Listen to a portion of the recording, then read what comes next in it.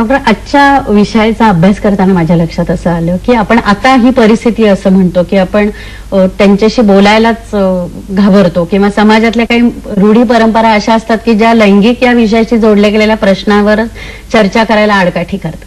पण जर थोडंसं मागे जाऊन बघितलं तर आपल्याकडची जी वास्तुशिल्प आहेत, खजुराहोची आहेत किंवा सूर्य मंदिरची जी कोणार्कची आहेत, त्याच्यामध्ये किंवा एक तुम्ही चर्चा करत असताना मला म्हणाला होतात की शिवलिंग हे त्या संस्कृतीचं आपलं एवढं प्रतीक आहे.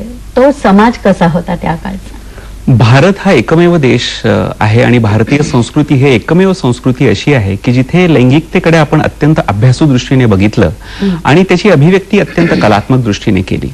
आजपासून जवळजवळ 1007 वर्षांपूर्वी खजुराहो इथे 44 मंदिर अशी बांधली गेली की ज्याच्या बाह्य भागांवरती ही कामशिल्प कोरली गेलेली आहेत. आणि ही कामशिल्प कोरली जाण्यासाठी म्हणून मूर्तिकारांच्या 3 पिढ्या काम करत होत्या.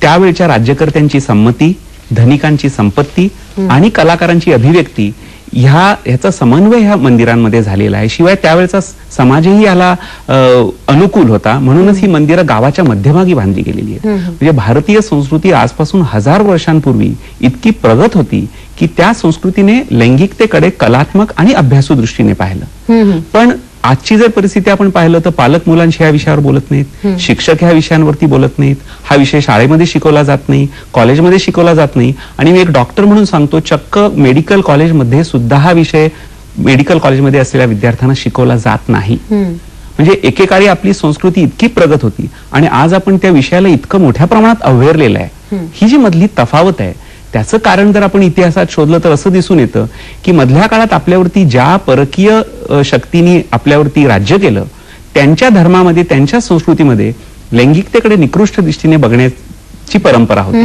आणि त्यांनी त्यांची संस्कृती, त्यांचे विचार, त्यांचे धर्म आपल्यावर पद्धतशीरपणे लादले, थोपवले आणि आपण लैंगिकतेचा अव्हेर त्यांच्याकडून शिकलो. मधल्या काळात म्हणून जी 1000 वर्षापासून तर आतापर्यंतची ही जी दरी त्याच्यामध्ये वाढत गेली.